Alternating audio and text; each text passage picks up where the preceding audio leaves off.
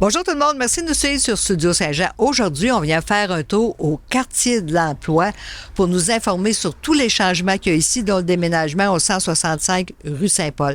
Si vous voulez en savoir plus, rencontrer des gens dynamiques et qui sont fiers de bien vous servir, suivez-nous! Ici Louis Lemieux, votre fier député de Saint-Jean à l'Assemblée nationale du Québec. La chaîne télé que vous regardez en ce moment sur Facebook ou sur YouTube, c'est Studio Saint-Jean, la chaîne télé de votre député au service de la communauté, pour communiquer le plus possible, se voir à la télé, se parler, se comprendre, pour pouvoir travailler ensemble.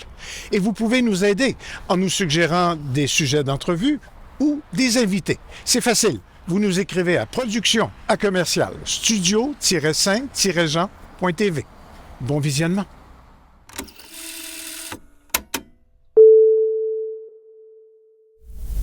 Bonjour Lynne Laplante, directrice générale du quartier de l'emploi. Bonjour. Et bonjour Catherine Dubé, directrice administrative du quartier de l'emploi. Toute nouvelle. Oui. Vous venez de vivre un gros déménagement. Oui. Depuis à peine un mois. Moins d'un mois. On est déménagé le 3 juin. Du 49 rue Saint-Jacques au 165 rue Saint-Paul. Oui.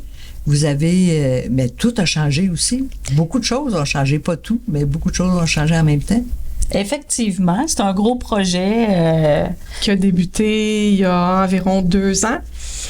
En 2024 exactement. Donc, comment ça a débuté, c'est que nous, on est financé en partie par Service Québec, le gouvernement provincial, et on avait reçu un communiqué nous invitant à réfléchir sur une possibilité de se regrouper. En fait, ce qu'on nous demandait, c'était de réfléchir à comment regrouper des services, faire en sorte que ce soit peut-être plus simple ou moins, je sais pas, mais bon, on nous demandait de faire cette réflexion. Et depuis la pandémie, je dirais Connexion Emploi, qui était un organisme qui était là depuis une 30aine d'années, notre financement diminuait. Et ça commençait à devenir un sujet de nos rencontres de conseil d'administration, un sujet récurrent de qu'est-ce qu'on allait faire dans un avenir quand même assez rapproché. Comme on sait, une diminution de financement veut dire aussi diminution, c'est ça, des services ou même des ressources. Donc, quand on a eu ce communiqué-là, ça a été, disons, Un choc.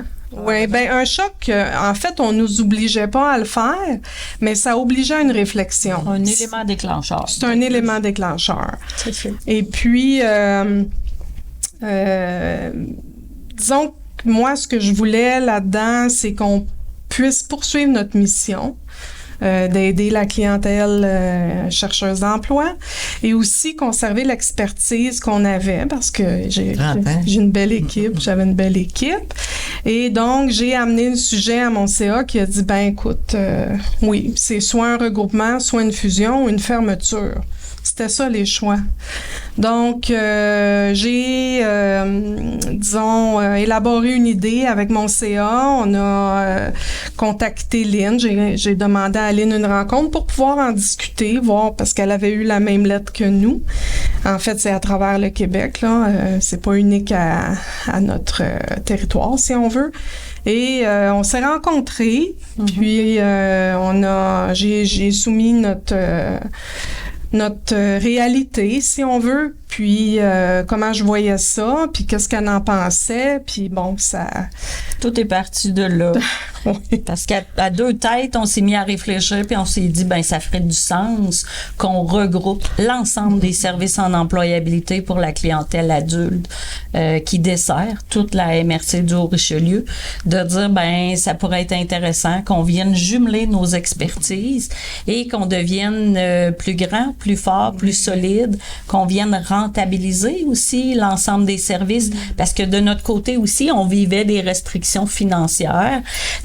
Puis on le sait, l'argent disponible pour les services publics d'emploi diminue d'année en année. Fait qu'il faut faire des choix. Fait que comment on peut desservir une plus grande clientèle avec moins d'argent? Ben, fait que c'est parti de là.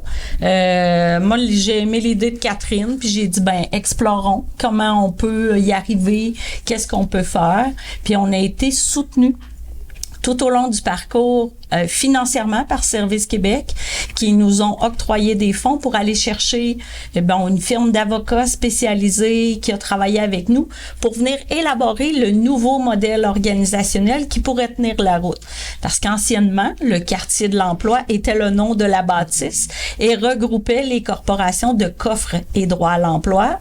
À l'intérieur du droit à l'emploi, on retrouvait les services de l'encre pour tous les services en immigration. Fait que la réflexion s'est fait au sens large et on est venu finalement élaborer un nouveau modèle organisationnel. Fait que le quartier de l'emploi est maintenant la société mère qui regroupe l'ensemble des corporations sous elle, qui sont Coffre Inc., qui sont toujours nos services spécifiques femmes, autant à Saint-Jean que à notre bureau de Saint-Hubert.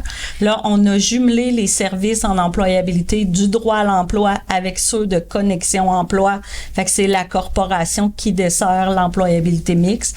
Et on est venu aussi incorporer l'encre, qui sont tous les services en immigration. Fait qu'ils se retrouvent tous ensemble sous le quartier de l'emploi. Et le quartier de l'emploi a comme mission première de soutenir ces organisations-là. C'est ce qui a amené aussi la réflexion de on s'installe où, on s'installe comment, parce qu'au 49 Saint-Jacques, on était là depuis près de 25 ans. On manquait déjà d'espace. On avait une partie de l'équipe qui a été localisée temporairement au Centre Richelieu. Fait qu'on était dans la réflexion de est-ce qu'on s'agrandit, est-ce qu'on rajoute un étage, est-ce qu'on bâtit sur notre terrain adjacent. Finalement, toutes les options ont été explorées. Là, avec l'arrivée de l'équipe de Connexion, on rajoutait 6 personnes de plus dans notre équipe. Fait que rapidement, ça s'est imposé qu'on ne pouvait plus rester au 49 Saint-Jacques et on a eu l'opportunité de venir visiter le 165 rue Saint-Paul, qui est un magnifique édifice patrimonial à Saint-Jean. Et l'espace était parfait pour être capable de loger toute la grande équipe. Fait que tous les services sont maintenant réunis sous le nouveau quartier de l'emploi sur la rue Saint-Paul. Puis il y a du stationnement aussi. Puis on a gagné 36 cases de stationnement avec du stationnement dans les rues à proximité, voisins du parc. Et on est tout près du Carrefour Jeunesse Emploi, qui est l'autre organisme qui dessert aussi plus les jeunes au niveau de toute l'employabilité et le soutien social. Fait qu'on trouve que ça fait plein de sens. Là. Fait qu'on là, on est en lune de miel. On vient d'arriver dans nos nouveaux locaux qui sont pas tout à fait finis d'aménager, mais on est je dirais, amalgamer un peu tous nos services. Mais on a travaillé beaucoup dans la dernière année à élaborer la nouvelle structure organisationnelle, clarifier un peu mieux quels seront les rôles. Moi, je suis à la direction générale déjà, qui était une grosse organisation. Je manquais de temps, de souffle et d'énergie parce qu'on ne cesse de grossir puis d'être impliqué un peu partout. Fait que là, d'avoir une ressource comme Catherine qui arrive dans l'équipe avec la connaissance fine des enjeux du financement avec les bailleurs de fonds, comment gérer un OBNL, fait que ça a pris du sens de venir clarifier Catherine, directrice administrative, responsable de la conformité chez nous, des finances, des communications, des équipes qui soutiennent finalement l'ensemble des services offerts. Ça va faciliter ma vie, mon travail, puis on va devenir encore plus efficient, là. Fait que, en gros, c'est pas mal ça, là. Puis il y en a des services ici, hein? Oui. Vous faites de l'accompagnement sur mesure. Oui. Des projets pour les gens qui veulent devenir professionnels. Des accès au réseau de profession aussi, des transitions de carrière. Même les gens qui font des transitions de carrière, vous aidez à rédiger des CV, vous faites vous préparez les entrevues, vous faites de l'auto-évaluation aussi qu'on peut retrouver sur votre site. Oui, tout à fait. Sur votre site aussi, on retrouve le calendrier d'événements. Oui, parce que c'est sûr que par l'entremise des différentes corporations, on est partenaire et on porte différents projets dans la communauté. Fait que par l'entremise de tous nos services en immigration, on soutient les PAC, le PAC de la MRC, le PAC de la ville.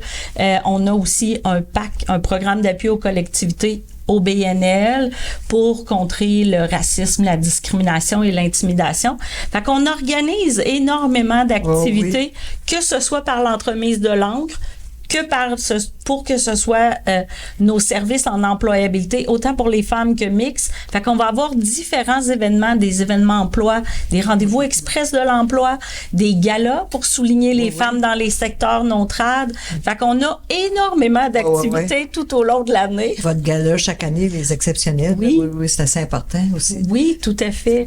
Parce que notre rôle premier, c'est de soutenir tous les humains adultes qui ont besoin soit de trouver un nouvel emploi, de trouver leur place dans la société ou d'améliorer leurs conditions. C'est sûr que pour les femmes, on va toujours travailler dans l'amélioration des conditions socio-économiques, mais quand je pense à tous les services aussi pour les travailleurs expérimentés, leur permettre de rester sur le marché du travail ou d'y revenir, de se sentir parfaitement impliqués pour pouvoir contribuer au développement et soutenir les employeurs.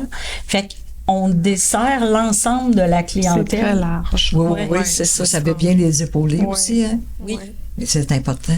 Tout à fait. Que les gens se sentent chez eux. Quand ils viennent ici, ils sont pas impressionnés ou ils sont à l'aise d'avoir des besoins puis de trouver des ressources. Ben, on est au service de l'humain, nous. Fait que l'objectif pour chaque personne qui franchit la porte, c'est qu'on arrive à lui faire un pas de plus et lui permettre de trouver son X ou de trouver sa place. Le pas dont il a besoin. Vous en recevez combien par année? Ben, si on vient jumeler l'ensemble des services, là, ça va être entre 1500 et 2000 personnes par année qu'on peut soutenir selon son besoin et selon les différentes activités et services qui peuvent être offerts. Fait que vous offrez des services essentiels à la population. Absolument. Tout à fait. Essentiels à tous les niveaux aussi, même au niveau des gouvernements, hein, où si les gens retrouvent du travail, c'est important. Ben, c'est ça. Ils sont plus épanouis dans leur milieu aussi, c'est vraiment important. Oui, ben chaque personne qui se sent pleinement utile pour contribuer à la société devient une personne et un citoyen pleinement engagé. Fait que c'est sûr que quand la personne elle est bien dans son travail, ça va aller bien dans sa santé, ça va généralement mieux dans ses relations interpersonnelles et même familiales. Fait que le travail est au cœur de notre identité. Ici en Amérique du Nord, là, c'est quelque chose auquel on a une étiquette qui est vraiment associée. Fait qu'une personne qui est sans emploi et qui se sent pas utile ou qui a l'impression qu'on n'utilise pas bien ses compétences, ben c'est sûr que ça devient plus problématique. Fait qu'on essaie de faire la différence dans la vie des gens, là. Fait que vous êtes là aussi pour les gens qui veulent retrouver un autre travail, un autre niveau de travail. Oui, soit une réorientation. Une formation aussi. Oui, retourner aux études ou même les gens qui peuvent subir des blessures en emploi, des limitations avec le temps, même des fois juste une qualité de vie. Je travaillais 60 heures par semaine avec plein de responsabilités. Je ne veux plus ça. Je veux me sentir utile, mais sans avoir toute cette charge-là. Fait qu'on peut aider quiconque a envie de réfléchir à sa situation professionnelle quand on parle des gens sans emploi.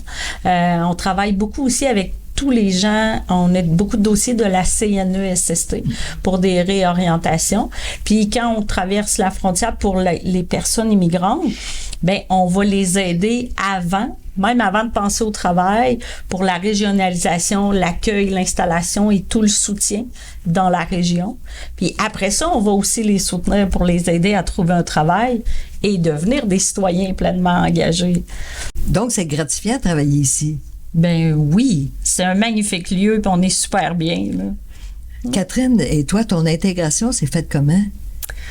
En fait, là, si tantôt je parlais que c'est un processus qui dure depuis maintenant 2 ans, oui. Ça a été un processus graduel, si on veut, où moi j'ai eu le temps, je savais que parce que là, on arrivait à 2 directrices générales, mais moi, j'avais déjà avisé Lynn au départ que je voulais pas avoir son poste. Donc, déjà là, ça facilitait les choses, si on veut. Et on s'est préparé en conséquence aussi. On était accompagnés dans tout ça. Et ça a pris presque un an avant qu'on en parle à nos équipes respectives. On a annoncé cette grande nouvelle-là en commun, chacun de notre côté, mais la même journée, à la même heure. Et disons qu'on avait bien préparé aussi cette annonce-là parce qu'on savait que ça allait quand même peut-être donner un petit choc, surtout pour mes employés à l'époque. Donc, mais ça a été bien accepté parce qu'on avait bien préparé les choses. Puis à partir de là, l'intégration, commence. Même si on était chacun dans nos lieux encore pendant plusieurs mois. Moi j'avais mes locaux, Lynn continuait sur Saint-Jacques. Et on a préparé cette intégration-là. C'est sûr que là, il s'est rajouté l'achat de l'immeuble, la rénovation, tout ça. Mais ça a été une belle transition. On est encore en train de travailler sur cette transition-là parce que on arrivait avec deux façons de faire pas complètement différentes, mais quand même. Avec des nuances. Avec des nuances. Est-ce que toute une équipe t'a suivi? Absolument. Wow! Oui. Ça, c'est intéressant. Oui. Quand on apprend ça, on sait que ça va bien dans l'équipe, hein? On espère. Oui. C'est sûr qu'on n'était pas à l'abri de gens qui décident de quitter pour toutes sortes de raisons, puis on n'est pas à l'abri que ça arrive encore, on ne sait pas. Mais tout le monde a embarqué. Puis des deux côtés, les deux équipes, on sent une volonté de tout le monde à ce que ça se passe bien, que chacun mette un peu d'eau dans son vin, puis cherche la meilleure façon pour que ça soit le meilleur service possible. Mais tu sais, je ramène le déménagement, mais le fait qu'on ait vécu ce projet-là en commun, parce que l'équipe de connexion ont dû quitter leurs locaux, eux, à la fin avril. Fait qu'on s'est squeezé au 49 Saint-Jacques pendant quelques semaines. On leur avait fait de la place, mais on s'est empilé encore plus. Vous avez appris à vous aimer à ce moment-là? On s'aimait de proche, mais on savait que c'était temporaire. Fait que ce déménagement-là, ici, on l'a vécu ensemble. Puis on a été ultra efficace. Absolument. On a déménagé au début juin. À la mi-juin, on faisait l'inauguration de nos locaux. Fait que ça nous a fait serrer beaucoup de choses dans les garde-robes rapidement. Mais ça a été une belle collaboration de tout le monde. C'est vraiment plaisant. Là. L'efficacité, l'amour du travail. Oui. L'amour de sa clientèle. C'est des gens engagés. Que ce soit dans son équipe ou dans l'équipe de connexion, j'étais chanceuse pour ça, là. J'avais des gens vraiment engagés au départ, donc ça pouvait pas faire autrement. Je dis pas que j'ai jamais eu peur que les gens quittent, parce que c'était quand même délicat. Puis, tu sais, je veux pas rentrer là-dedans, mais il y a toujours une espèce de compétition. On est sur le même territoire. On a beau pas avoir les mêmes services, on est complémentaires, mais il y a toujours quelque chose en arrière de la tête qui fait une rivalité qui a pas lieu d'être, en fait. Donc, ce projet-là, ça a permis vraiment de ramener tout ça puis de dire, regardez, moi là, je pouvais plus offrir à mon équipe du développement. C'est des gens, c'est des experts dans leur domaine. Je pouvais plus rien leur amener. Il y avait plus possibilité d'évoluer. Et donc, ce projet-là permettait ça. Puis encore plus, après notre première discussion, Lynn et moi, puis qu'elle me parle de tous les services qu'ils ont, tout ce qu'ils offrent, puis là, je me disais, mon Dieu, tu sais, ils vont vraiment apprécier, puis ils vont pouvoir explorer autre chose, toujours dans le même domaine, mais à différents niveaux. Nous, c'était une clientèle X, puis on faisait ça. Tout le monde était passionné de ce qu'il fait. Mais là, si, à un moment donné, ils veulent explorer l'immigration, s'ils veulent explorer le côté femme, ils vont pouvoir le faire. Ça le permet, ce qui était plus possible. Fait que ça a fait des ouvertures. Oui, vraiment. Beaucoup. Ouais. Puis ce qui fait la force de cette équipe-là, de la grande équipe, je dirais, parce qu'on est maintenant rendu 54 personnes qui travaillent pour l'ensemble du quartier de l'emploi. On a une équipe multiculturelle, multidisciplinaire, avec des expertises très complémentaires et variées, des personnalités complètement éclatées, puis d'autres beaucoup plus conventionnelles, mais on arrive à avoir une force au sein de cette équipe-là qui devient super le fun. On est un milieu de travail stimulant. Ouais. On a du plaisir au quotidien. Ouais. Fait qu'on essaie aussi de transmettre aux gens qu'on peut être bien et travailler très, très, très fort, mais être capable de se sentir bien, utile, et chacun dans son expertise et ses compétences. Ouais. Fait que c'est ça. Bien, merci. Merci à vous. Merci à vous. Bien, merci tout le monde. Vous voyez des gens épanouis qui vont vous aider. Ils vont vous donner un coup de pouce à vous épanouir et à trouver un bon emploi. Ici Lucie Crevier pour Studio Saint-Jean. À la prochaine.